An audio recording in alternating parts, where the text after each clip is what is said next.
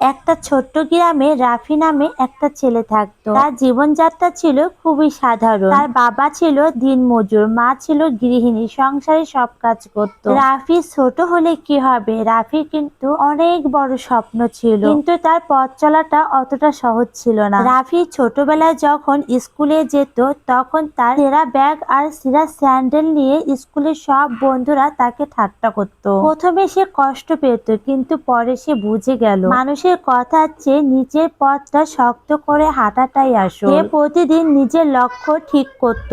আজ একটু হলেও ভালো হব, একটু হলেও এগোবো। স্কুল শেষে বাড়ির কাজে মাকে রাফি সাহায্য করত। তার মার পাশে বসে সে গল্প শুনতো। আসলে কি, কথায় সব সময় একটা জীবনের কষ্ট থাকতে পারে, কিন্তু হাঁটা থামিয়ে দিলে চলবে না। এদিকে সময়ের সাথে সাথে রাফি বড় হয়ে গেল, কলেজে ভর্তি হলো, নিজের উপার্জিত টিউশনির টাকা রাত জেগে পড়াশোনা করত, দিনভর চেষ্টা করত। ব্যর্থতাও এসেছে অনেক, কিন্তু সে কখনো মাথা নত করেনি, কারণ সে শিখে গিয়েছিল পরাজয় মানে শেষ নয়, এটা নতুন করে শুরু করার সুযোগ। অবশেষে দীর্ঘ পথ পাড়ি দিয়ে রাফির চাকরি পেল। আজ সে নিজের পরিবারে, বাবা মা, নিজের গ্রামের জন্য কিছু করতে পারে। এদিকে রাফির সাফল্য দেখে ছোটবেলায় যারা রাফিকে নিয়ে হাসাহাসি করত, তারাই আজ তাকে দেখে অনুপ্রেরণা খুঁজে পায়। আসলে জীবন তাকে একটা জিনিস শিখিয়েছে, নিজের মতন করে ধীরে ধীরে হাঁটলে একদিন পথ নিজেই আলো দেখায়। প্রত্যেকটা মানুষের জীবনে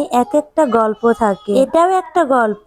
হয়তো আমার জীবনের সাথে কোনো মিল নেই, কিন্তু কারো কারো জীবনের সাথে অবশ্যই মিল আছে। আপনাদেরকে গল্প শোনাতে শোনাতে আমার রান্নাটাও হয়ে গেল। এটা ছিল আজকে দুপুরের রান্না আমার ছোট্ট কিচেনে। এই ছোট্ট কিচেনে রান্না করতে করতে নিজের ছোটবেলাটা খুঁজে পাই, কারণ আমি ছোটবেলায় এইসব নিয়ে খেলা করতাম বেশি। শীতের দিনে রোদে বসে রান্না করতে কার কার ভালো লাগে। আর এই রান্না করতে করতে আমি আমার আম্মুকে অনেক মিস করছি। আম্মু রান্না করতো আর আমি ওই রাফির মতন পাশে বসে বসে গল্প শুনতাম। কিন্তু আজ আমার ছোট্ট কিচেনে ডালের পাকোড়া কিন্তু অনেক মজার ছিল। আর এখন হালকা শীতে রোদে বসে ডালের পাকোড়া খাবো, কি মজা। আজ এ পর্যন্তই। আপনারা সবাই ভালো থাকবেন। আল্লাহ হাফেজ।